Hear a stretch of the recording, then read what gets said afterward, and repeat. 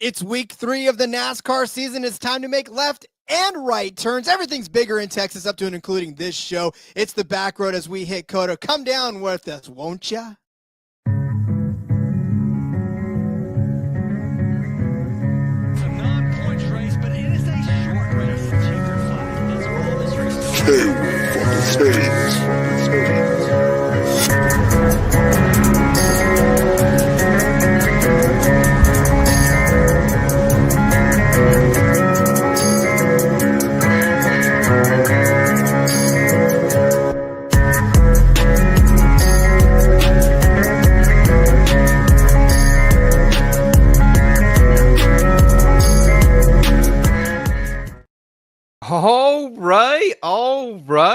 All right. Welcome down the Backroad in between media's NASCAR gambling program. Tonight we trade back-to-back weeks of super speedway racing for the newly reconfigured Circuit of the Americas, aka COTA. I'm your host, Seth Woolcock, and I am absolutely fired up to be here with y'all tonight as we have some fantastic offerings from the books we'll get into in just a little while. And I'm joined by my esteemed co-host, a veteran of the motorsports betting scene, host of the NASCAR Gambling Podcast, and American hero, Hot Rod Villagomez.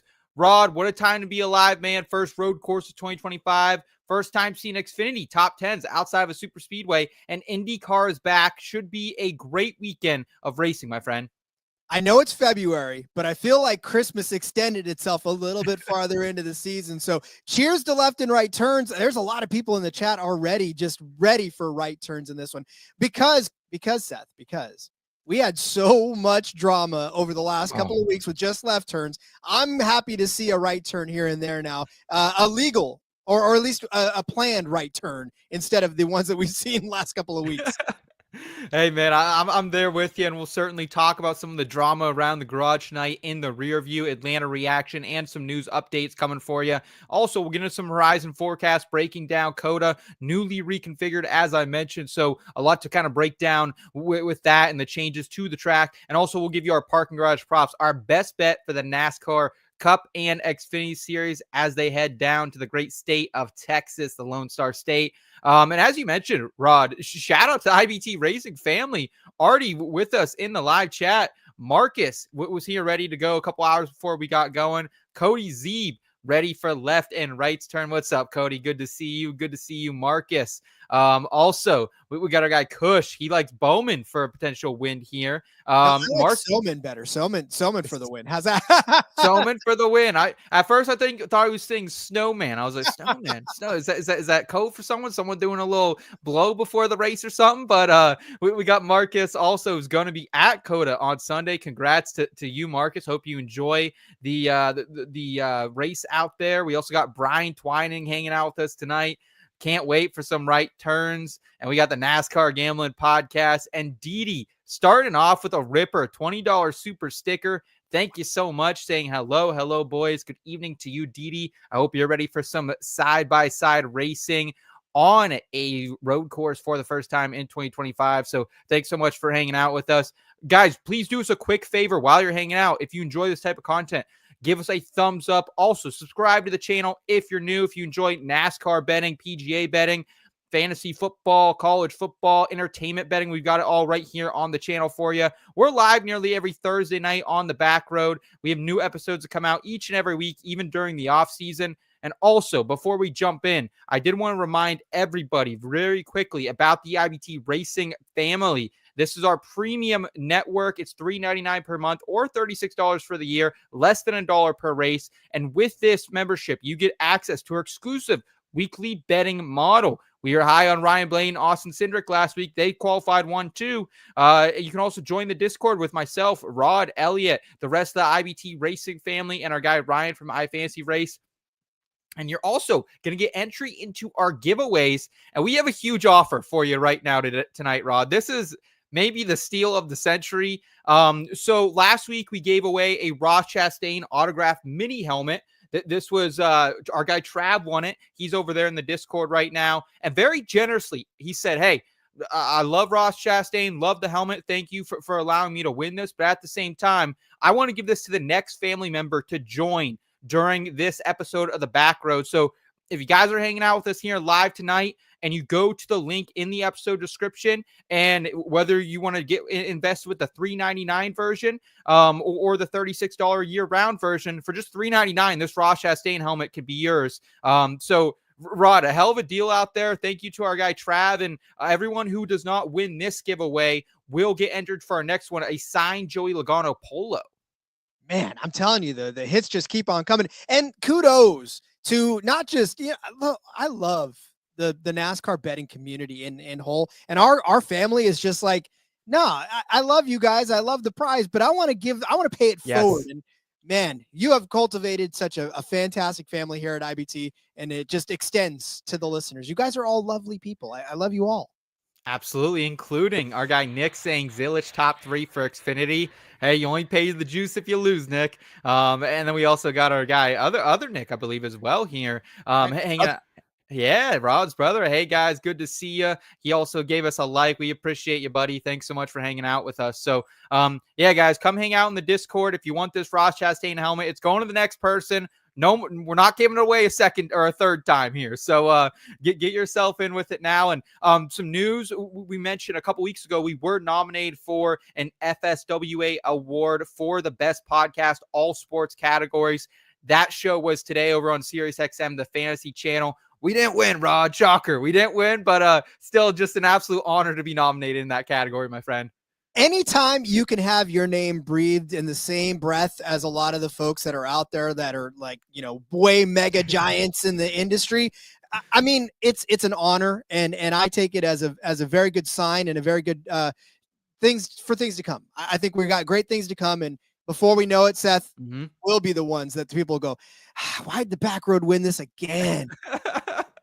Yeah, dude, and that's competition, right, man? That's absolutely competition. That's why we do, and I say it's why we do this, because we want to be the best at it. But at the same time, we do this because we want to hang out with everyone. We want to trade opinions like we do here on the Backroad every single Thursday night. We want to chat with people in the Discord, and we just want to help you guys not only make money NASCAR betting, win your fantasy leagues, but in addition, we want to help you have fun doing it, man. Like, that's what I always tell people. Like, we are very much ourselves. I'm a 26-year-old, young son of a bitch who just wants to come out here, throw some gainers out to y'all that we can profit, have fun. And Rod, you're the wily veteran, the Cup Series guy who's been doing it for a little while, but you're still out here, trading paint with people occasionally. I'm the guy that's putting the right bumper or the bumper to you and trying to get you out of the way, because I'm coming through and I don't got a lot of time to win any more races. So yeah, that's me. Nick saying, are you guys starting with Xfinity or Cup races? We'll get into, as I mentioned, we're going to look back at Atlanta, then we'll break down COTA, then we'll go Cup Series racing, and then we'll go with the Xfinity Series. So we got it all for you. And let's go ahead and jump right into it within the rear view.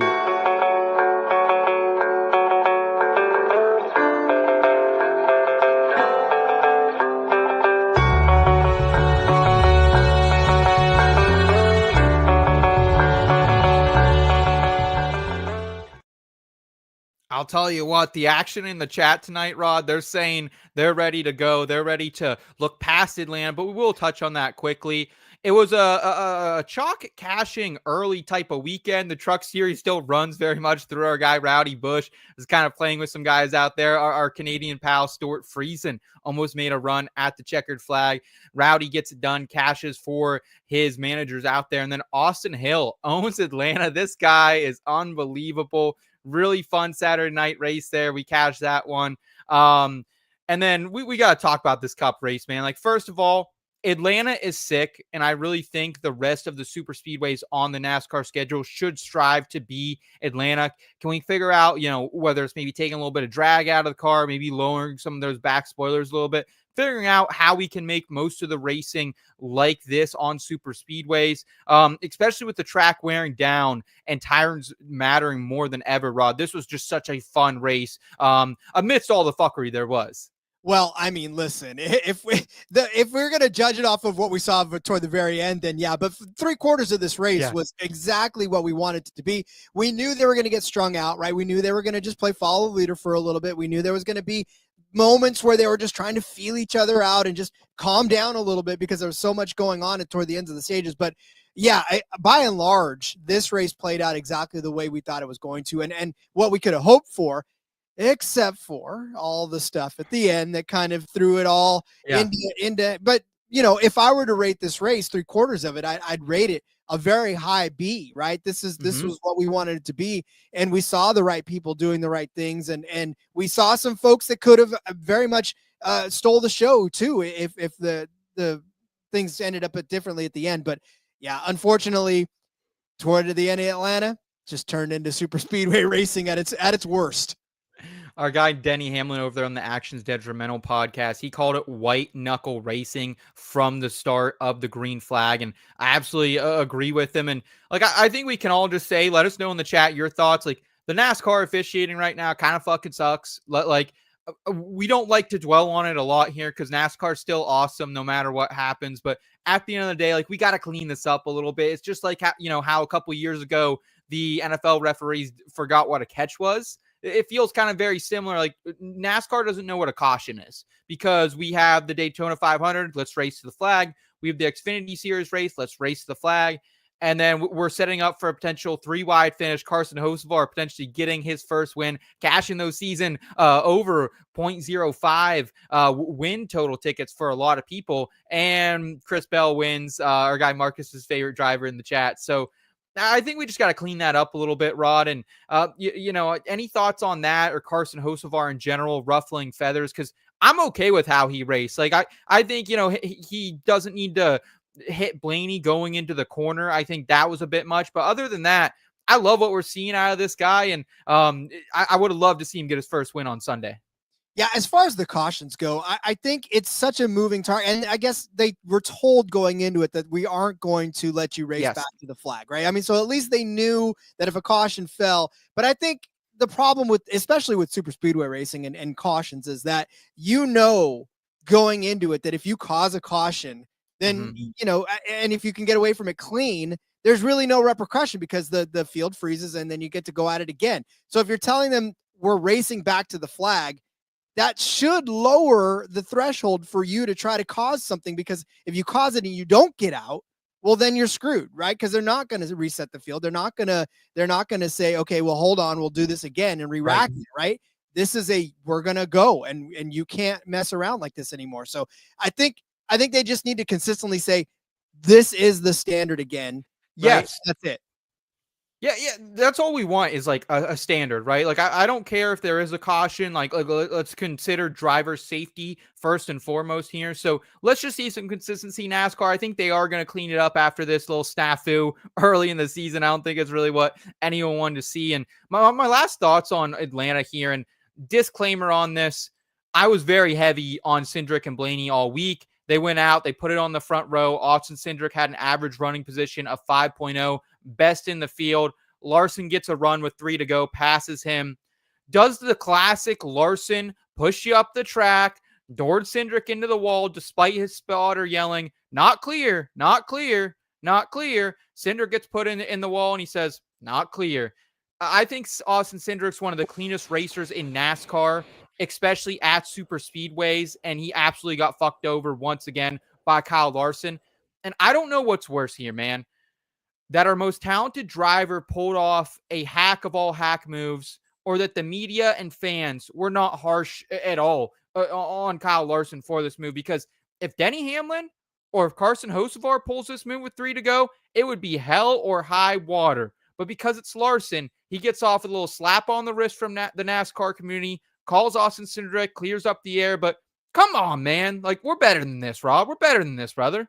If that's Kyle Busch, imagine the hell that would rain down on Kyle Busch. But so for Kyle Larson, I mean, you're eyeballing your first super speedway top 5 in forever, right? I think we documented it's only like twice that he's ever, or once that he's ever finished inside of the top 5 on a super speedway configuration. So, I mean, yeah, if I'm Kyle Larson, I don't care if I'm clear or if I'm not, but I will say you're absolutely right. The repercussions from it all, because if that were any other driver, we'd be calling for his head. We'd be saying, if that was Joey Logano, if that was, I mean, Ryan Blaney would never do that. But like, if that were one of the drivers that aren't Kyle Larson, everybody would be on his ass for the entire week. We'd be throwing chunks at him because he messed up a ton of tickets at the end of the race, right? So there was a lot of cashing tickets. I had an Austin Cindric top 3 for like 5-1, I think is what I ended up having it. Oh, 3-1. An Austin Cindric top 3 at 3-1. Dude, that looked like it was about to cash the entire night long, right? Yeah. So Yes. that last lap, no. And then, of course, it blew the winning car number that I had that was over 21.5. Like, so much stupid stuff ended at the end of that race that, yeah. But it was Larson, and everybody's like, well, it was just Larson. Let's just, I know we want consistency in our officiating. Let's just be consistent with our criticism of drivers. That's really the point here is I just want consistency from the NASCAR community because I saw the number 5 fans gloating that, he had such a great run. And I'm sitting there with not only the Austin Cindric outright, not only the Austin Cindric top 10, not only the Austin Cindric over Denny Hamlin, which he was winning the whole race and just felt, tired and upset and frustrated by the end of the night. I ended up finishing the weekend just under half a unit in the red, Rod. Even car number to win, -130. That came through for us. Austin Hill outright on Saturday and the Austin Hill top 3. Those were the only bets I hit. Enough to get me back to near even. How was the weekend from a betting perspective from you? I mean, I had Byron to win, and that was looking okay until it wasn't. Obviously, the winning car number tanked. Cindric as a top 3. I had him as well. Poor Suarez, though, man. Suarez, that hurt because he had a pretty good day that could have happened. I had him over Larson, and Larson decided to have one of his best days ever.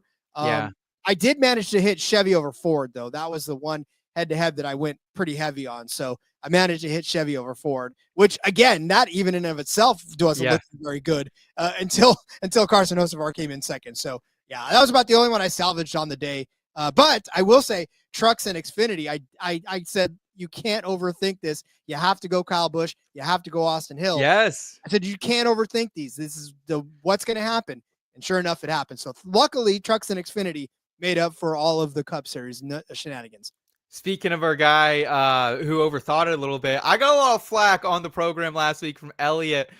He's like, you can't bet Austin Hill at that number. And I said, watch me, brother, watch me. And Elliot joining us tonight from Stanford out towards your neck of the woods. Rod, he's out on a business trip there. Looking forward to be back next week. And shout out to everyone who's tuning in tonight. We appreciate you, Elliot. Get back home safe to the great state of Pennsylvania. I love how Elliot finally leaves PA for once. And we get all these Xfinity top 10 odds. And he's like, I can't bet them. I hope they're there when I'm home tomorrow. So we're hoping for you too. You also got William Lane in the chat. New face. What's up, Will? He's saying Byron Xfinity. I like that call there. I like that call a lot.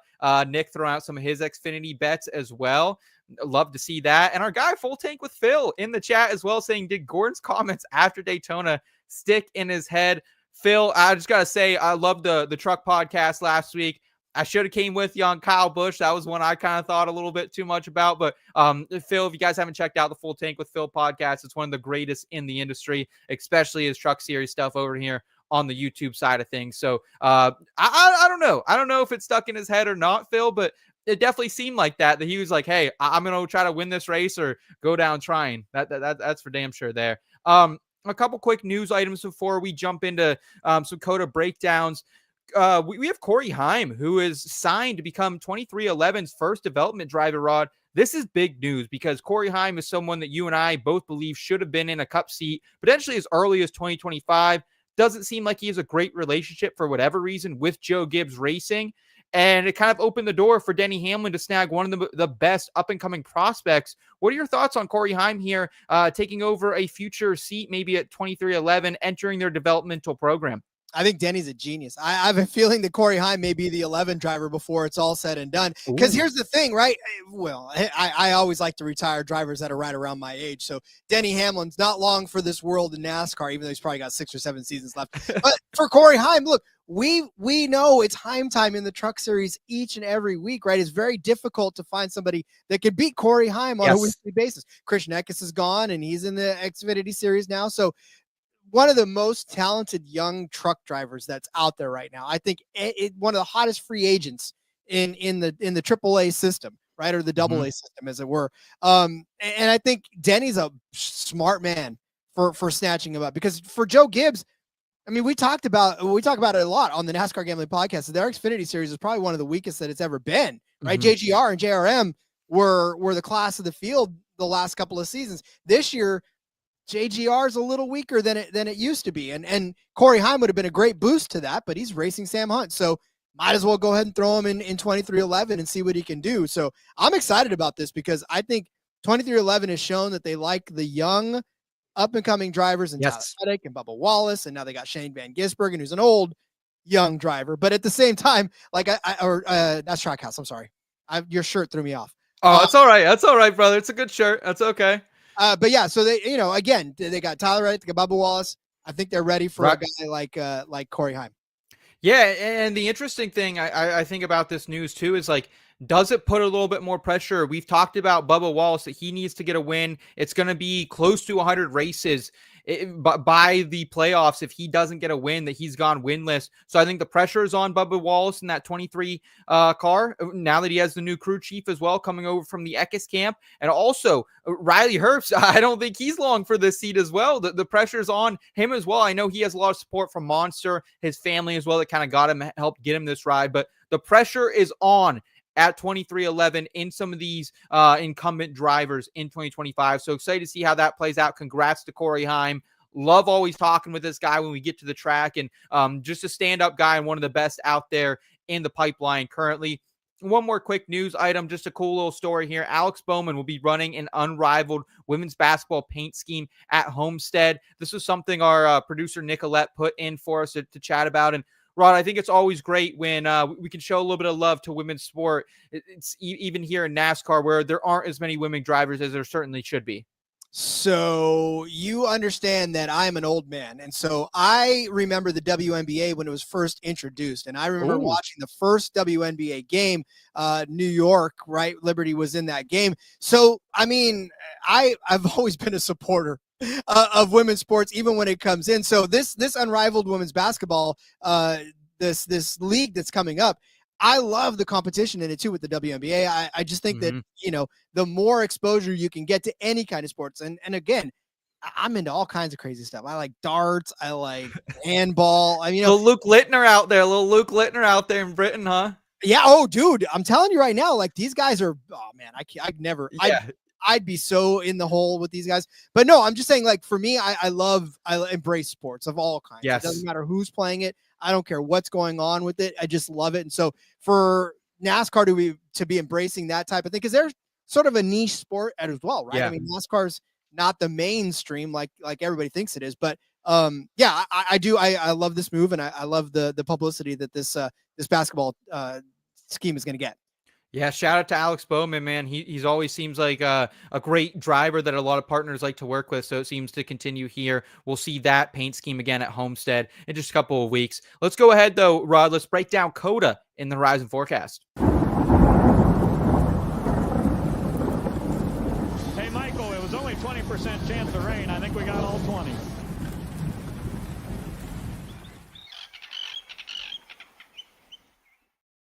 All right, of course, we're going to Circuit of the Americas, aka COTA. We got our 36 charter cars, plus Connor Zilisch will be making his Cup Series debut in the Trackhouse number 87 Red Bull car. And over there in the Discord, we were, when lines were opening up on Sunday night, we had our guy Trav who got down on him, I think at 100-1 or something crazy. And then we saw that nuke down very, very swiftly there. Looking at the weekend schedule here, Rod, we got Saturday, 11 a.m. That's going to be your Cup practice, and then qualifying starts just about an hour later, 2:30 p.m. Eastern time. The Xfinity Series race, the Focus Health 250. And of course, on Sunday, we have the EchoPark Automotive Grand Prix. Try saying that 10 times fast. Looking at some of the comps this week, man, like it really, to me, like I am weighing all the road courses, but specifically the primary comps to me are these traditional road courses. Sonoma, the Glen. You can factor in Chicago if you want. You can factor in the Roval. We know a lot of mayhem kind of Chicago in the rain last year. But I think the big thing to think about with COTA this year, Rod, is we are now running this national course layout, which cuts off a mile of the traditional setup, but should still be equally as entertaining. We got 20 turns in 2.3 miles. Any thoughts on how this new look COTA could interact and affect the gambling? Well, I mean, you cut the foot off of, you got the toes off of the foot, essentially, in this shoe-shaped track. But to me, what this does is it takes away such a huge part of that backstretch where they had a long straightaway and not straightaway, I guess, a longer portion of non-curved track, not non-chicanery track. So for me, that's the opportunity for these guys to kind of get ahead of steam heading into that. They don't have that anymore. So now this is a more technical track than it ever was. And it's going to reward those folks that are able to navigate the twists and the turns more of the track, aka the Kyle Larsons, the Chase Elliott's, the Shane Van Gisbergen, all these guys that were road course aces back in the day. I feel like that kind of rewards them a little bit more because there's less track to deal with and there's more abrupt corners now, especially at that one end where you're taking off that long straightaway and kind of turning it into a sharper corner. So I just feel like this is going to give the opportunity for a little more passing opportunities as well. And more importantly for DFS, Seth, that's more laps to be able to lead and to be able to count into it. So I know for betting purposes, you kind of hate that because that means there's more opportunity for stuff to go wrong at the end. But for DFS, that means a guy can take away. And we've seen guys lead 40 some odd laps in this race over the course of the seasons. That means just a few more to lead.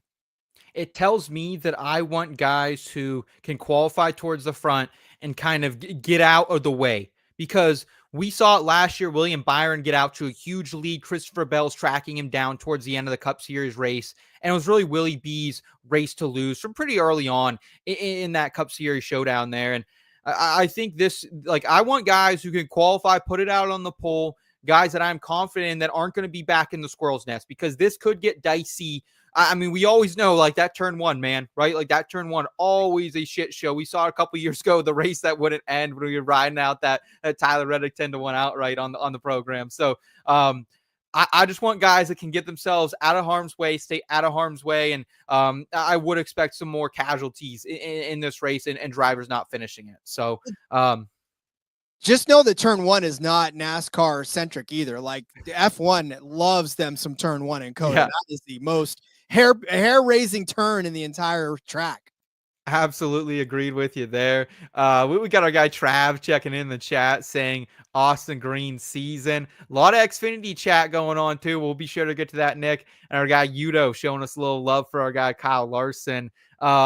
Also, Stan saying this more technical COTA could benefit Austin Cindric. I'm eyeing him at a top 10 line, plus 150. Thoughts? I don't hate it. I don't hate it, Stan, by any means. Austin Cindric was a guy who came into our model 9th, 69% score on the IBT grading scale. So I do like Cindric quite a bit. Plus 150. It's just not long enough for me right now. Maybe I can boost that up. But Austin Cindric does have a really good qualifying track record, second best average starting position here for his career at COTA. So if you want that line, I would probably get on it early. So don't hate that call out from our guy Stan. We'll be sure to break down some more bets that we like here in just a minute. But I did want to look at some Atlanta trends here, or some COTA trends, Rod, specifically looking at the 4 races we've had here in the Cup Series.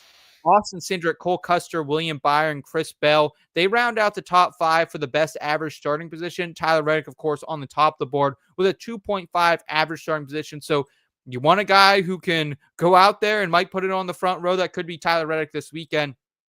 William Byron, though, however, has swept the pole in back-to-back seasons. Ross Chastain, also the only first-time winner in the 4 races we've seen here. I know I've seen some love for Ty Gibbs out there on the internet. I don't hate Ty Gibbs this week. It's hard to always trust Ty Gibbs, I feel like, but he was 5th in our model. So something to keep in mind there if you are looking for a first-time winner like him or Connor Zilisch, something like that.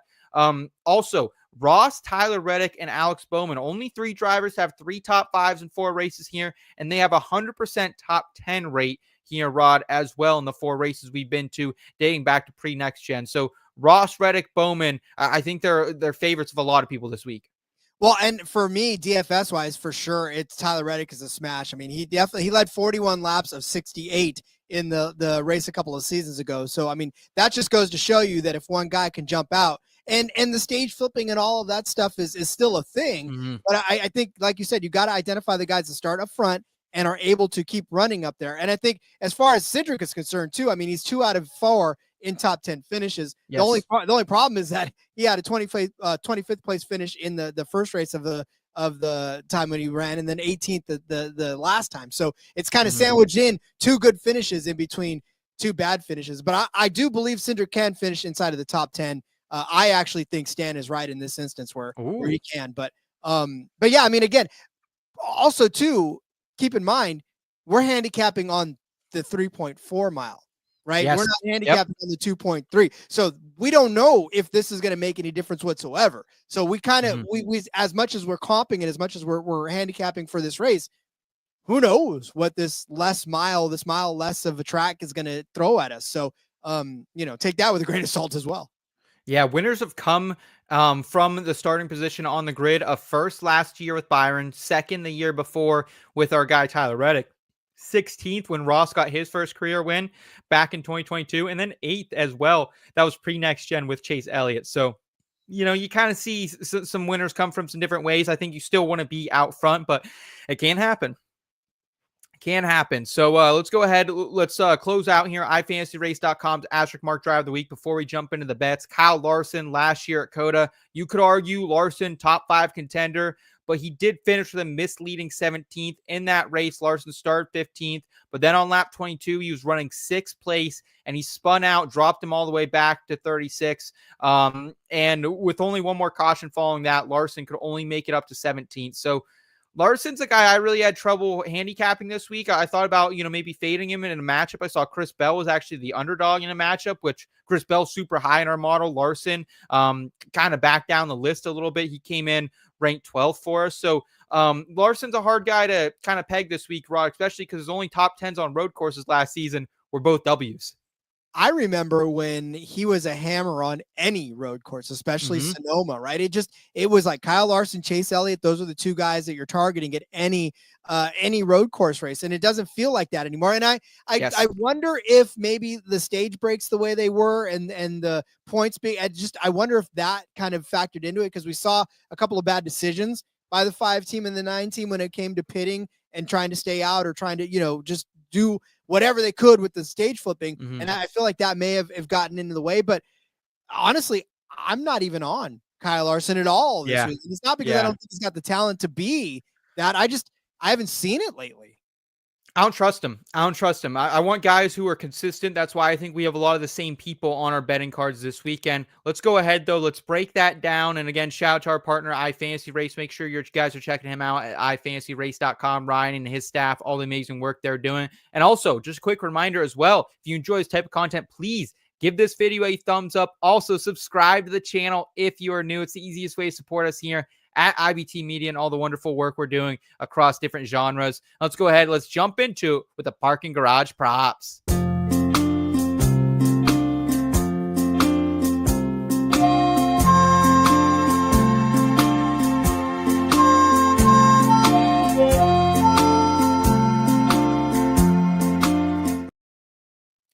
So, Rod, you and I and Elliot the past few years, I feel like we're always, somewhat critical of the books, and you have to be. Like, it's us against them. It's a war that wages on forever and ever and ever and ever.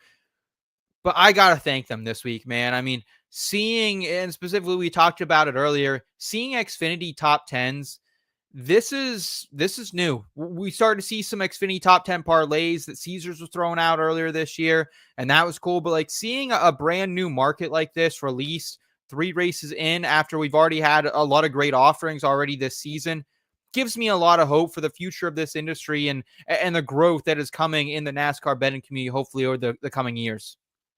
So for me, when I saw that the top 10s were open for Xfinity, I was like, oh, well, maybe that's just because of it's a road course. And I'm hoping that it's not the case, right? I mean, obviously super speedway, they don't want to lose a whole lot because we'd hammer that for sure. But now with this road course, I feel like maybe they're testing the waters to see how it goes. I really hope. And we talked about this a couple of days ago, and I'm not sure if it was, if we talked about it too, but you got to use these markets, guys. I mean, when they give it to us, use them, because if you don't use them, you lose them. It's like a budget for the Army at the end of the year. If you don't use it, you lose it. And then at the end of the year, like, why don't we have as much money the next year? It's because you didn't use it. If you don't use these markets, at the very least, just experiment with them yourselves. You don't got to go all heavy in, but test the waters yourself and see what you like, because I would like to see these continues. Top 10 for Xfinity, Seth. Ooh. That's been a market that's been missing forever because they're so, and Yes. the great part about it, Seth, is that in Xfinity, it's even a better market because we know that it's not the same 10 drivers each and every week in the top 10. Cup, you can make an argument for like almost the same top 10 drivers, but Xfinity, you get guys from all over the place getting in the top 10. Anybody can make it in the top 10. So I'm excited for this market. Yeah. I really hope they continue it. Yeah, it kind of reminds me as you were saying that, like you got to use it before you lose it. Like reminds me when I, used to run around the college bars out in IUP where I would see so many like half drank beers just sitting around everywhere. I'm like, if I'm paying for a beer, I don't care if it's $1. I don't care if it's 50-cent well night down at Boomy's. I'm fucking drinking it. Don't you worry. I don't care if it tastes like, if it's a skunk beer, I'm still drinking it. I've had some skunk beer in my life, Rod. I'm still down in it, man. That's how I feel. You got to eat and drink what you pay for. Beer here. Little Blaze Lightning IPA from Voodoo Ooh, Ranger. So okay. I sorry, like no skunk that. I like that a lot. Let's go ahead, though. Let's get into the outright market, Rod. And I have a couple outrights. You only have one. So I'll start us out here with a guy who's definitely high up on the board. And I got him at plus 850. It's Tyler Reddick. I got this at FanDuel a few days ago. I'm only seeing him at 8-1 now at DraftKings, so a little early opening line value. And that's really what I'm trying to do here for the number one driver in our model. Just get some early value, especially we talked about this. This is a guy who qualifies very well, the best average starting position here. So if you want Tyler Reddick, you got to bet him now. You got to bet him soon. COTA stats are absolutely absurd. Number 2 in the next-gen average finish. Number 1 in next-gen total speed rankings coming from iFantasyRace.com. And number 1, as we mentioned, in starting position as well, which I believe will be key in this new configuration. Last year, 3rd in average running position, 4th in driver rating. So didn't get the W like we had bet him last year, but still very strong. And at the comps, average finishes last year, 8th at Sonoma, 2nd at Chicago, 27th at the Glen. He's always kind of dog shit there, and 11th at the Roval as well. So that's the only thing kind of holding him back from being like very, very high, like a 95, 98% in our model. Still in the A category, Rods. So I'm going to bite here at Tyler Reddick. I know it's 12-1 on that banner. That is totally wrong. My apologies on that, guys. It is plus 850 though here for a little Tyler Reddick action. I mean, look, even if you put that up there, it could have changed within the next 10 minutes. So that's the great part about the show. It was 12-1 when I got it. I don't know. You guys, 850 for you, 750, whatever. No, look, Tyler Reddick, like I said, I'm super high on him, especially on DFS, because you're right. He's such a steady driver when it comes to this track.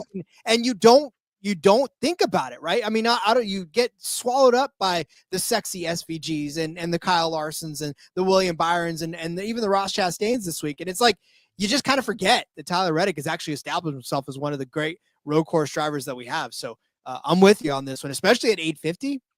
He's due. He feels due a little bit. Didn't get to victory lane at a road course last season. Needs to jumpstart a season a little bit here. And speaking of getting swept away by a sexy SVG line, plus 550 at FanDuel for SVG. You win about a half unit on this, Rod. Tell me why. So I don't tend to go very, very heavy. Like I don't like to blow an entire, money clip on everybody. But yeah, half unit on SVG I think is fine because at plus 550, that's a really damn good price for a guy that. Here's the thing, he was in college equipment last year, right? So he kind of was learning and feeling it out and getting his feel in the Cup Series. He ends up winning Chicago in his first race ever, grabs everybody's attention, and he's sexy. I don't tend to normally want to travel down that road half the time, but I feel like this is time. He's had a full season now in the Xfinity Series under his belt. He's had several races in the Cup Series now, racing with these guys on this. He knows. He even said it in a couple of interviews before. He's like, I didn't really know I could put the bumper to somebody and move them because racing, you get automatically disqualified if you put the bumper to somebody. So now he's like, all right, I got this now. So if he qualifies well, I think he's in for a grid. He had 5 road course starts in the Xfinity Series, 2 wins, 4 top 5s. I mean, he knows how to run a road course, right? I know it's the Xfinity Series. I get it and all that other great stuff. But by the same token, now he's in this Trackhouse equipment. And if we think Ross Chastain is going to be good this week, we've seen Ross Chastain be good at this particular track, then we got to think that SVG is going to be good as well, right? And so to me, it'd be it's almost like the Truck Series and the Xfinity Series last year. You kind of almost don't want to overthink it because Shane Van Gisbergen is fully capable of winning this race. He's fully capable of being the fastest car on the track this weekend. And I think plus 550 is not that bad a price to take a stab at it. I mean, this is not super speedway where anything can happen. Sure, anything can still happen, but at almost 6-1, that's a really damn good number for Shane Van Gisbergen. Yeah, I think the thing that's tough with SVG for me this week is like he didn't rank super high in our model, but that's for a couple reasons. Like the one is that at COTA last year, he got caught speeding on pit road on lap 26. He was running 9th during that time. And then later on, he rebounded. He got back up to 13th on lap 41, and he lost his first gear. Ends up finishing 21. Like, you need first gear on a road course, and he didn't have it. So that took him down in a model, that finish, that speed ranking that he had that day. And also, like, he had a crazy bad finish at Chicago because he got taken out by the rain. So, like, the numbers don't love SVG, but, like, from an eyeball test, it's hard to go wrong with him. So I'm not on SVG this week, and I'm probably going to regret it in some fashion, but I do have a bet that's going to cover my ass a little bit with him, and I don't mind the throw here, because without Connor Zilisch in this race, Rod, there's a chance we're looking at SVG, 3-1, plus 275 maybe? And honestly, too, and I don't think we're going to talk about him at all, but I feel like we have to kind of bring him up because, you are going to talk about, I'm going to talk about him. All right, we'll talk about him in a little bit because I want to talk about Connor Zilisch and the hype about him, but we'll talk about him. I have a matchup coming up against him, but yeah, I mean, look, without Shane, without all that stuff, without all that heralding, he could be lower of a price, but this is a perfect number for him this week. Yeah, 2 more outrights that I have here. Again, these are kind of smaller darts for me. I got Christopher Bell 12-1 earlier this week. He's down to plus 750 at Caesars. So again, I'm kind of just continuing to eat up, take these books out to lunch here and get a little opening line value, get some of that, CLV as we go down the stretch here. I went half a unit on C Bell at 12-1. He was number 3 in our model. His COTA metrics definitely don't jump out to us like Reddick's do, or even really Alex Bowman, but he is 4th in average starting position, so I think he can qualify well here. Also 3rd in driver rating and 5th in average starting position or average running position last year. So what I like about Bell as well is like this is a guy who's always fast no matter what road course we go to. Doesn't really have a weakness. Number 2 in the road course 2024 total speed rankings. Just didn't get always the finishes that he needed. Almost had a shot there in Chicago, ends up wrecking out. Had a couple ugly finishes. So I'm just going to go out there. I'm going to throw a little clam out there on our guy Chris Bell and hope he goes out fast and qualifies. And this is one, if you got this at 12-1, if you can find maybe an 11-1 still, I'm probably going to cash this out if he qualifies out there on the pool or close to it, just because I think there are other better road course winners, but the number of 12-1, I just couldn't pass up. You made Marcus extremely happy, by the way, by tossing out Christopher Bell. That was the only thing I could think when I watched Christopher Bell win last week. I was like, Marcus is through the roof. Yes. And picks Christopher Bell to do everything. But, I mean, you got to think about, too, when he was on the Roval and the cardboard gate happened with Christopher Bell as well. So, it's possible he can. He's pretty good left and right turner. So I've saved my little bit longer of an outright, and honestly, the guy I'm betting the heaviest this weekend in both the outright market and in the placement market. I got the shirt on. I got the koozie. I'm ready. It's Melon Man weekend. Stand up, and here we go, baby. As noted, Ross Chastain, one of 3 drivers to finish top 10 in all 4 races we've been here. Top 5 3 times as well. Also has led the second most laps at COTA with 45.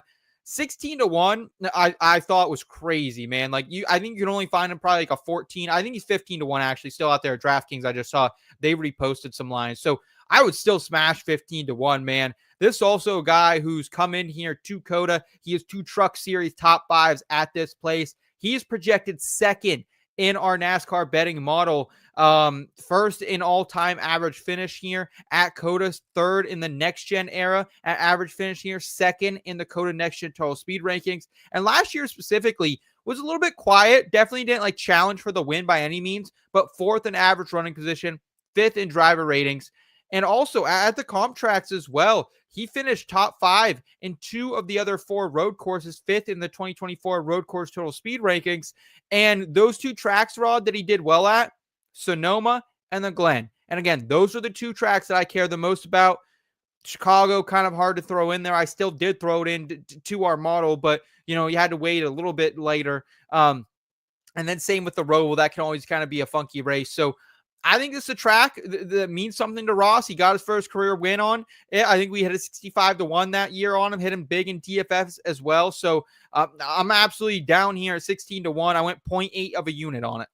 I know that in fact, the fact that it's still 16-1 out there on FanDuel is incredible because that's what it was earlier in this week. So this is one of those instances where if you can still jump in on it at 16-1, people are sleeping on Ross Chastain, and they shouldn't on this track. Those finishes and those starts, even it's an eye-popping thing to look at when you're just like, okay, well, I know that, I'm going to probably look at Shane Van Gisbergen. I'm going to look at Connor Zilisch, but you don't look at Ross Chastain because he's down there in the 16-1s, and he's the guy that you're going to be going at the end of the race going, man. And I will tell you, full disclosure, he was my pick on the NASCAR gambling podcast. So, independently of you, obviously we don't compare notes earlier in the week. So yeah, I mean, this is a consensus pick that we can all get behind. So if the sharps, I hate using that word, but if the sharps are thinking it, you might want to take a look at it. Might want to take a look at it. Also, from a guy, Nick, in the chat, he wants to know about Ty Gibbs. So listen, man. I'm not authorized to speak about Ty Gibbs. I'm done already. Rod has been banished by the Ty Gibbs. Already, I feel like the Ty Gibbs dark webbers. They got Rod's address. They've swatted him a couple times. They're not friends of Rod. And look, dude, here's my thing with him, Nick. And I like Ty Gibbs this week. He's 5th in our model, man. 81% IBT score. So we do like him. His next-gen COTA average finish, really, really good. Top 4. Also has really good speed here every time we come here. The issue I have, even after finishing 2nd in the average position, 2nd in driver rating last season, it's the finishes at other road courses, man. 37th at Sonoma, 3rd at Chicago. That's awesome. 22nd at Watkins Glen, 35th at the Roval. I just don't know if Ty Gibbs can put it all together, especially here in a track that we've talked about, Rod, that a little bit of fuckus could happen without having that long straight stretch down the back end where you can really create some gap and separation between yourself and the field when you're in a rocket like this Joe Gibbs number 54 car should be. Is he a turn 1 casualty? To me, it sucks because I called the sophomore slump last year, right? And Ty Gibbs fans were all over me. I could not. You're right. I was getting letters with just 54. It was taped on my door. I was like, oh, I don't know what's going on. Did I piss you off that much? And then I made amends. I said, you know what?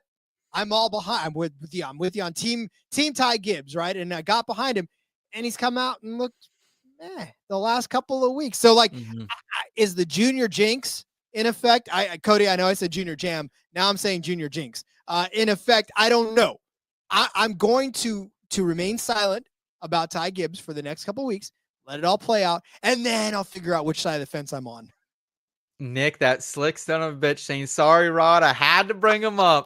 Man. TK in the chat saying, Ty Gibbs, haters love Rod Villagomez. RVG, That's the new nickname I've been given, RVG. Yep. As of earlier this week. Yep. RVG. Well, okay. RVG. I like that. I like that. I will say VG was my nickname for most of my Army career. So RVG is kind of a natural progression from that. I love it, man. I love it. Rod, let's go to the placement prop market, man, if we can. And I want to throw it over to you here because you're high on one said Alex Bowman, who he was a top 5 pick of mine last year. I loved him here, and you like him once again here, going off 3-1 at Hard Rock. What are you seeing? What's crazy is that Alex Bowman, in our model too, has come out and is actually a 6th place in our model with a B-, by the way. Yeah, it's Alex Bowman. He's just the top 10 machine for us last year, right? I mean, anywhere you go, you were like, okay, we could probably pencil in Alex Bowman as a top 10 guy. But on this track in particular, it just feels to me like Alex Bowman, 4 starts, 3 top 5s, all 4 in the top 10. That's where you could just ink him in, right? You could get a tattoo of the 48 inside of the top 10. Now, this is not my Jimmy Johnson love bleeding over. There's actually stats behind this. 8th place in 2021, 2nd in 2022, 6th in 2023, and then I'm sorry, I'm reading the start positions. How much of this have I had? 8th in 2021, 2nd in 2022, 3rd in 2023, 4th in 2024. Wow. So, I mean, I even took it one further and said, put a little bit on Alex Bowman top 5. But to me, that kind of still feels a little bit iffy because it's like, so much can jump up at you. And I did love the number of an Alex Bowman top 10. So, 300, 3-1 at on Hard Rock. That's a really good price for a guy that's done it every single time we've been on this track. There was a moment in this race last year. I remember texting Elliot and I said, are we, because I was down on Alex Bowman in this race last year, 25-1. I said, we about to hit 25-1 on your guy right here. And we didn't, but he was ultimately a guy who came out of the pits at the right time, cycled to the lead, ended up getting passed by Byron, never really saw it again.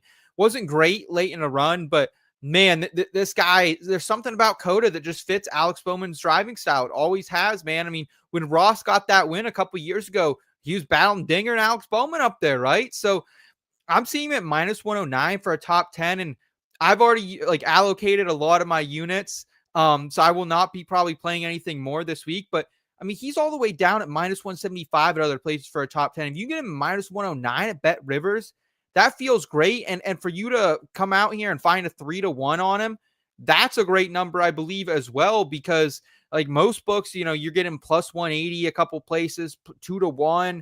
I'm seeing a plus 290 at BetRivers currently. So, yeah, a lot of discrepancy out there across the books with Alex Bowman. They don't know what to do. It's just like, does his luck run out here? That's the only thing you're kind of betting against. And it's the same case I think we can make for a lot of drivers, right?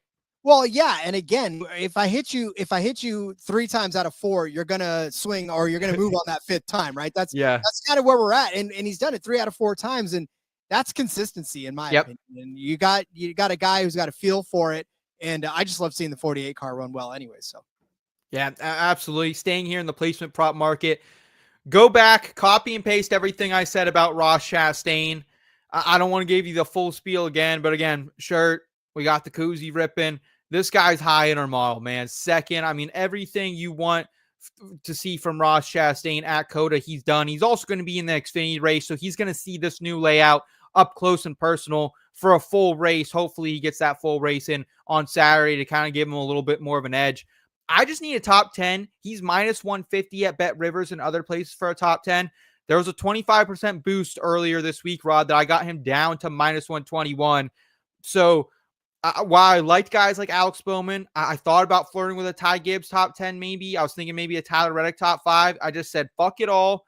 I'm going 6 units down, baby. Biggest bet of the NASCAR season so far for me on this program. We're going Ross Chastain top 10. Give me a little melon, man. I know we've already discussed him at length, so I won't belabor you with any more love for Ross Chastain, but I'm all over it here. Yeah, and if you think that he's going to win the race, then why don't you think he's going to finish inside of the top 10? And you need to hammer down on that. And that's not a big number, too. Well, and when you think about it, man, like if you want to throw SVG and Zilisch up in the top 10, there's 2. Tyler Reddick, that's 4. William Byron, that's 5. Alex Bowman, that's 6. There's still, I feel very comfortable that there's 4 some places that Ross Chastain can finish here. I think it's him. I think it's Bell. I think it's maybe a Chase Elliott that's kind of up there competing. But yeah, so I just couldn't refuse. Thank you, BetRivers, our friends out in Pittsburgh. Great city out there on the river. So we appreciate you there. Let's go ahead, though, Rod. Let's move forward. You like a matchup here, specifically involving a guy that we touched on a little bit. Connor Zilisch, you like Larson over him. Again, screwed up the picture here. It's Alex Bowman once again. My apologies. Our normal production guy, Elliot, out this week. So what do you like about Kyle Larson with the Alex Bowman image here? It's the and the Alex Bowman. Oh man. Too, by the way, man. too. Yeah, I apologize. We were in a rush today getting out here, folks. Sorry about that one. You know what? It's funny because when you look at as a small business owner, it all falls on one person. So that's right. No, so Larson over Zilisch is actually minus 120 over on Caesars. I am throwing a full unit on this one as well. Again, your unit size is up to you, whatever you pick. But Zilisch is making his first Cup start. Well, I mean, I understand that this kid is going to be fantastic. He's going to be the second coming of everything. I know he's in Trackhouse. I know that he's in the same room with Ross Chastain and with Shane Van Gisbergen, but this is still his first Cup start, guys. I mean, what are we even thinking? The numbers for Connor Zilisch are so insane when it comes to him winning anything in the Cup Series. And I think we need to take a step back and just be like, will he do well on Saturday? Absolutely. I'm 100% on him a lot on Saturday. I think he can go out and run with those guys. But we're talking about the best of the best of the best. Shane Van Gisbergen, yes, he came in Chicago, but that was an entirely new situation. No one had ever seen that track before. He was an unknown quantity. Like, this is not the same situation for Connor Zilisch. He's going to come in great equipment, but he's still going to be a rookie. Like, this is, what are we doing? And we're putting Larson against him. I know Larson's finishes haven't been the best on this track altogether. He did have a second place finish in 2021, 29th, 14th, 17th. But here's the thing. I still think that no matter what happens in this, Connor Zilich's ceiling could be a top 15. Like, I don't know. I don't know what I've seen from him yet that could translate into a cup success, right? Xfinity success is much different than a cup success. Ask Carson Hocevar. Ask Ty Gibbs, right? Ask these guys that have been heralded that have come in and haven't made really much of it. Ask Noah Gragson. Like, these guys who are still struggling to put together a solid cup career. And we're going to say that Connor Zilisch is either going to come out in his first race and win this race, or finish in the top 5, or finish in the top 10.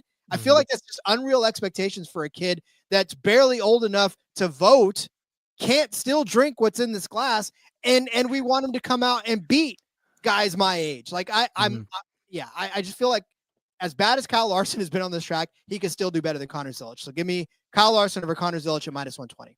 Yeah, I don't mind the approach of fading Connor Zilisch here. I specifically think, like, I saw him against SVG. I think SVG was like minus maybe 140. It was a heavy juice, but I just don't know how to handicap Larson either. That's my issue. Is we touched on it in the iFantasyRace.com Asterisk Driver of the Week, man. It's like, I just don't know what we're going to get from Larson either. So I don't hate the play of fading Zilisch, but I think personally I would have done it with a different driver. But I still like the Testament. And we've seen a lot of times these rookies come in and into the Cup Series, and hey, it doesn't always work out. Sometimes you get an SVG, right, who comes in, and a Joey Hand who you just come in and set the world on fire and win races and get top 5s. And then you have guys who, hey, it just takes some time, man. So still like the call from you nonetheless. I want to throw it over to the specials market here, where I was trying to do anything I could to bet the winning car number over 17.5. It's -215 at BetRivers, so it's a heavy glass. So what we're doing here, nothing's wrong with a little double fisting, whether that's with beers, one on top of the other, or in betting.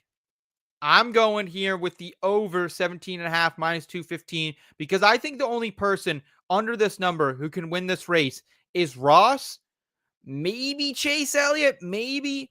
And if Larson somehow figured out all his COTA issues out, which I don't believe he does. So I'm hedging myself with the Ross Chastain outright here. And I'm taking the over. 5 of the 6 top drivers in our model come over this number: Tyler Reddick, Christopher Bell, William Byron, Ty Gibbs, and Alex Bowman. You also get the favorites like Zilisch, like SVG to kind of cover your ass on there. Again, didn't have enough data points to really project high up in our own model. And what I am parlaying this with, because you're going to have to parlay this with something. So whether that's an NFL Combine bet, I got a whole NFL Combine card out there on bettingpros.com. You check that out. Or I'm heading to St. Petersburg for the second leg of this parlay. That's something we discussed in the Discord this week, Rod, because I know you talked about it on your podcast this week. Joseph Newgarden won this race last year in St. Petersburg. Penske finished P1, P2, and P4 in that race before 2 of them got disqualified. And if there's something we have learned about Roger Penske over the years, we know this guy is a bitter, sick son of a bitch. This guy wants to do whatever he can to get out on top of his peers. And I think he's been plotting and he's been scheming for months. How do I get Joseph Newgarden into the top 3 of this race? How do I get him to win this race potentially as well? I might take a little flyer on him on his outright as well. I don't care if he wins. I just need him to finish top 3 for this parlay, including last year. Newgarden has finished top 3, first or second as well, in 4 of the last 6 races on the streets of St. Petersburg, down there in the beautiful Sunshine State. Winning car number bets have been great for me this season, so I'm going back to the well this time. I just had to get a little creative. This also gives me a reason to have a full Sunday of racing. I don't care what anyone says. We're going IndyCar racing. We're going Cup Series racing on Sunday, Rod. Let's go. Giddy up. Hey, I love this parlay because I love winning car numbers. First of all, I Yes. love to give them out all over the place. And the Joseph Newgarden, boy, what better middle finger to the entire sport than to have Newgarden win again and not get disqualified this time. But yeah, I love it. I love this parlay, and I love that you can get plus odds for it again on the parlay. So good job, Seth. Way to put together this double fisting one. Thank you. I appreciate it, brother. Again, did not make a banner for this, so we're going back to SVG outright because this is part of a triple leg parlay that you have, the team triple special market out there on Caesar 16-1. Tell me about it. What other the legs that you need outside of SVG to win to hit a big 16-1 gainer at COTA? Well, here's the fun part about it. I talk about the new markets that all these books are opening up. Caesars is giving you team triples this year. I don't remember seeing team triples over the last couple. Well, maybe there have been a couple, but yeah, this will be the first time that I remember seeing them this season. So love the team triples, right? So this one includes all of these Trackhouse guys, right? It gets SVG to win. So we already talked about that one. Ross top 5. We definitely talked about this one. All right, guys. So this is where the 16-1 comes in. And this is where I don't have to recant anything I said, because if Connor Zilisch does manage to get into the top 10, if he does prove me wrong and gets in the top 10, I'm not crying, because a 16-1 for SVG to win. We already talked about why he's going to win. And then Ross top 5. We already talked about why he's going to be in the top 5. He may even be in the top 3. Doesn't matter. And then Zilisch should be in the top 10. You get 16-1 on this one. And the great part about it is that if Kyle Larson finishes 9th and Zilisch finishes 10th, you still cash the head-to-head. So, to me, like I said, I feel like his ceiling is a 15th place finish. But hell, if he busts through the ceiling and gets into the top 10 and cashes this bet for you, you can't scream at me because you just won a lot of money. But at the same time, it's like, I do love that this is 16-1, because this offers a fun little way to, it's win, place, show, essentially, right? So SVG to win, like Ross to place, and then Zilisch to show. I know it's not exact terminology, but yeah. Kind of the same feeling, right? So I like that team triple, and 16-1 is not a bad price for it. Okay. All right. I like that. And we got our guy Trav in the chat saying, imagine hitting a Ross Chastain absolute gainer of a bet and a signed mini helmet showing up at your doorstep. That's right, folks. That's right. As Trav said, he won this in our giveaway last week for joining the IBT Racing family, and we got it right back up there. Again, if you want to check that out over there at inbetweenmedia.com. The link is in the episode description. You're going to get access into our memorabilia giveaways. You're also getting exclusive access to our weekly betting model. And you can join the conversation with myself, Rod, Elliott, Ryan, iFantasy Race, all the NASCAR D-Gens you need to get you up to speed all throughout the week. We sometimes add special bonuses, plays that we don't talk about here on the Backroad as well. So if you want, first one to join, first new member we get tonight, I'm hoping we get a new one tonight, is going to get this free Ross Chastain helmet. So for $3.99, you're going to get all this access to this and potentially a Ross Chastain helmet as well. And then we're giving away a Joey Logano shirt in just a couple weeks as well. So hang around for that. Rod, there's so much chatter right now in the chat for the Xfinity race. I can't keep it all straight. I've been seeing people all over the place liking different guys. We saw some Ross love in there. We saw some Zilisch love in there as well. But I want to go with you. You're talking about a guy who he's got a place in my heart. We've talked about him all night. He's on the thumbnail. Tell me what you're seeing with Ross Chastain plus 350 in the outright department for the Xfinity race going off on Saturday afternoon. Well, I mean, this is Ross Chastain in the best equipment that he's been in the Xfinity series ever. We talked a lot about it on our Xfinity show and the NASCAR gambling podcast. He's in JRM equipment. I almost don't have to tell you how much I love JRM and how much I love the program over there. So the fact of the matter that he's actually in this type of equipment, driving in this particular race, knowing how good he is and has been as a cup driver on this one, I mean, you got to look out. Like this to me, plus 350 especially. I know that the William Byron is in this race. I know that, it's a pretty stacked Xfinity field. But for Ross Chastain, of all the stuff that we just laid out about him and the fact that we think he could possibly win the cup race, I mean, that's got to bode well for him in the 9 car, by the way, for the Xfinity series. So he's driving the 9 car in JRM equipment, which was vacated by Jones. Right. But it's just, to me, he was driving in Bobby Daughter. He's driving the 07 and the 92 the last couple times he's driven on this particular track. He started second on the outside pole in the Xfinity race in both of these. So, I mean, apparently he was able to qualify fast. Yeah, right? But unfortunately, he finished 30th and 17th because guess what? He wasn't in the greatest equipment. Yeah, right. So now he's in JRM equipment. Imagine just how much more horsepower he's got underneath him in this one. And, his talent is unquestioned on this. So, man, plus 350 for a guy that started on the outside pole in both of the races that he's racing in Xfinity. He led 14 laps in 2022 too, in the 92. So, yeah, this is a smash to me in Xfinity. Yeah, I don't hate that. I don't hate that call at all, man. He's also, I'm a big fan of Al Neese. You're never going to, catch me throwing strays out of Al Neese, but, not the best truck equipment by any means these days, and took two trucks to a top 5 finish there in the Truck Series at COTA. How much do we love JRM on this program? I don't know if you guys can see this, but this is my new background. First time I've changed the background, and literally, like, since I bought this phone in 2020, it was me and my fiance, like, way back in college. So I replaced that picture finally. She always hated that picture because we were like, it was like midnight or 1 a.m. at St. Patrick's Day, and we're absolutely obliterated. And I just always loved that picture. So I told her today, hey, I replaced you with a little gator, a little gator background. She said, it's JRM. I appreciate that. So I'm going to go to the top 10 market here for Xfinity for my 2 bets. And this is another absolute gainer.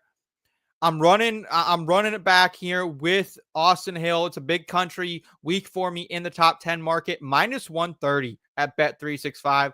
I think it's a crazy line, man. I was willing to pay 150, minus 160 on this, and to get it minus 130 feels like a gift from the great baby Jesus himself. So I appreciate them throwing this out there.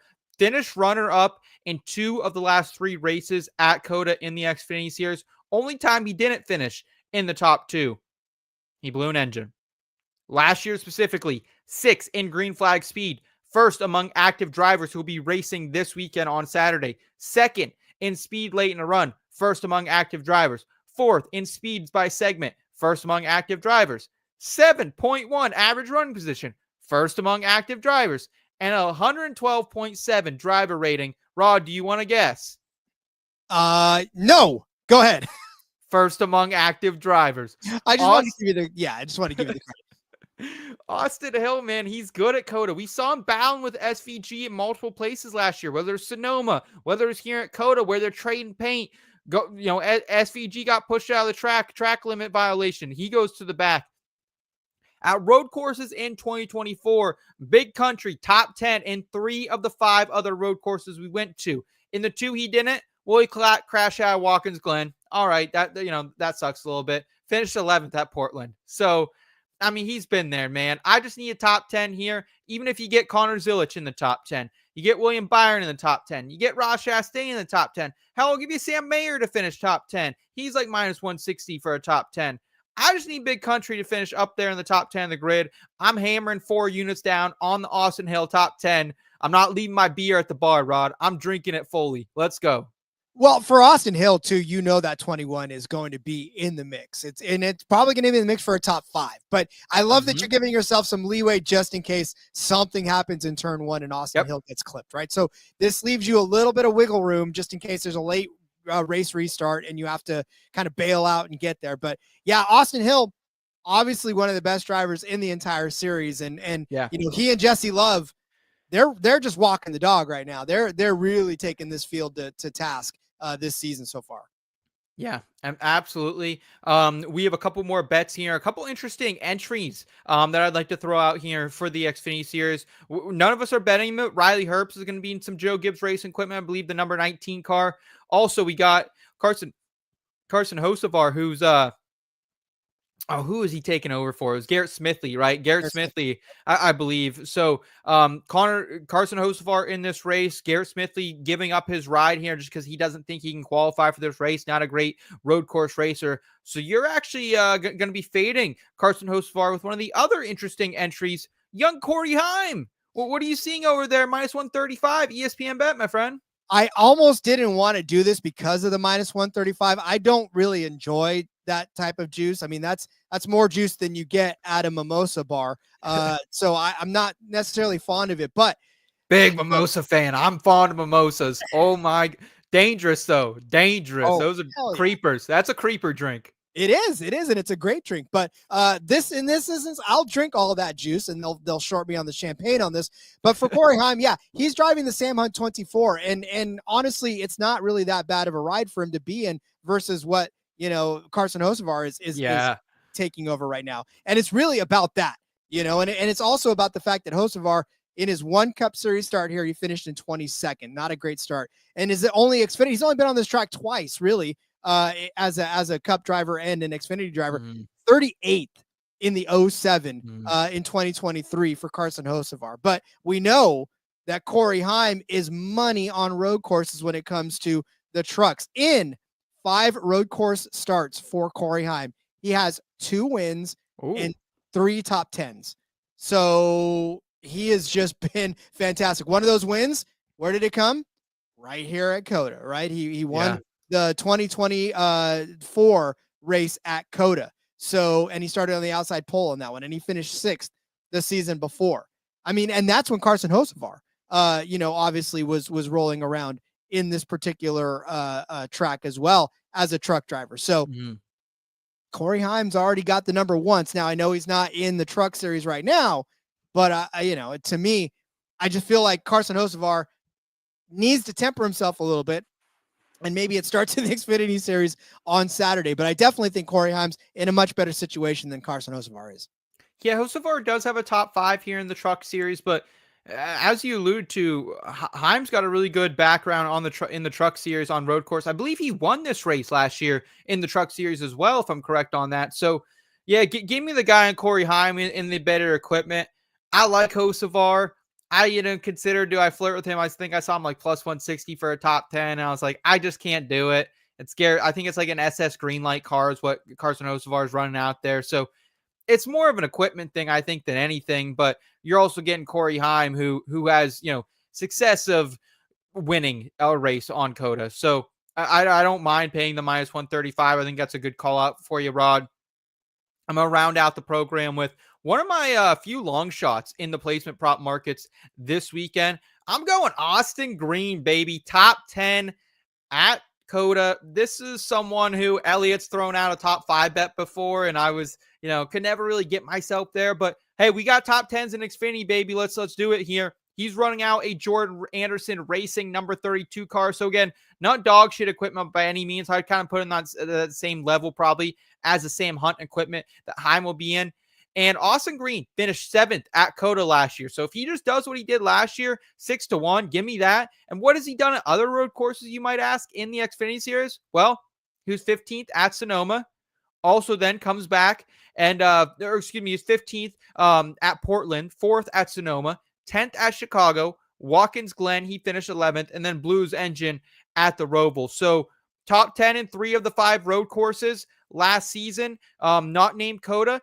And so I'm going to go ahead here because he finished 11th and 15th in the others. I feel like 6-1, Rod, just too good of a number to pass up on a guy who only runs road courses. Like, this is all he does. He runs road courses. He raced Homestead or a couple weird tracks last year. But like, Austin Green's been at home. He's been in the fucking sim. He's been getting ready for this all winter long. So go ahead and give me a little Austin Green 6-1 top 10 action here. Bet 365, half a unit down. This is one where you can catch the book sleeping because for whatever reason, they just did not do their research fully on Austin. Yes. And that's beneficial to you because, again, if I hit you 3 times, you're going to duck the 6th because I know it's going to come at you and it's going to hit you. So for Austin Green, yeah, I can't believe that it's 6-1. And I know we talked about earlier in the week too on our show. It's just that huge of a number to hang on a guy that's done this as many times as he has. Mm-hmm. You got to jump on it. Yeah, absolutely have to, man. And as Rod was alluding to, guys, make sure you're checking out all his work on Twitter at RJ Villagomez. Also, he's the host of the NASCAR Gambling Podcast. It's here on YouTube, also wherever you're getting your podcast. So make sure you're checking that out. Easiest way to support us here at IBT, Rod, myself, Elliot, everyone, all the other content we're making, just subscribe to the channel. If you're new, also give this video a thumbs up if you haven't already. Also, leave us a comment in the chat, in the comments below as well. Who do you guys think is going to win here at COTA, whether that's the Xfinity Series or the Cup Series? We want to hear from you. And again, we're giving away, it's Ross Chastain week here on the program. We're giving away a Ross Chastain autographed mini helmet for the next person who joins the IBT Racing family. You're going to get entry into our memorabilia giveaways, exclusive weekly betting model access, and you can join the conversation today with our viewers and analysts in our Discord. So make sure you guys are going over there. Again, the episode description has a link into the IBT Racing family for $3.99 or $36 a year, whatever you prefer. You could get this Ross Chastain helmet. Next person do it. First come, first serve, baby. So gotta get it. It kind of reminds me of like, I've been at bars before, Rod, where again, we keep going back to these bar analogies, but I think it's just because we're having a good time tonight. But I've been at bars where they run out of Busch Light on draft, and it's just heartbreaking. So it's like, you got to get there first. We're doing an old race here, baby. Little race. Let's go. You and I don't go to the same bars. We need to. The Busch Light's usually good for us on the whole time. You know what goes away? The Jack Daniels. That goes away quickly. But okay. Yeah. I'm running out on some, little Western PA dive bars out here. That shit's like gold dust, baby. I couldn't find I was looking for the Busch Light Daytona pack though. Never found that. So I was a little disappointed, but maybe we can get a sponsorship with them eventually and send it my way, but probably not. Oh, come on. Cody. I imagine Cody coming out from the NASCAR Gambling Podcast saying, been a great show, fellas. And then just backhand slaps us right in the fucking dick. Come on, Cody. Busch Light with the sick emoji. Cody, if you come out to Pocono this year, brother, if you come out to an East Coast race, I promise you I can change your mindset. We have a lot of people who have similar views on Busch Light, Iron City Light, all my Western PA light beer. I'll convert you, baby. I'll convert you just like I'll convert you into an Austin Hill fan, baby. Let's go. He's contractually obliged, though. Like, he does work. Oh, he works for Miller Lite. Oh, I didn't even know that. I don't mean to do this to you as well, Cody, but I do not like Miller Lite. I get sick off Miller Lite. I could have 5 Miller Lights. I'll puke my guts out. No idea why. But that is a conversation for a different show. We're going to get out of here. Come chat with us in the Discord if you have more questions. If we didn't touch on any of the drivers that you wanted us to talk about tonight. For Rod Villagomez, my name is Seth Woolcock. We'll catch you guys next time down the back road. Until then, y'all know what to do. Keep it in between.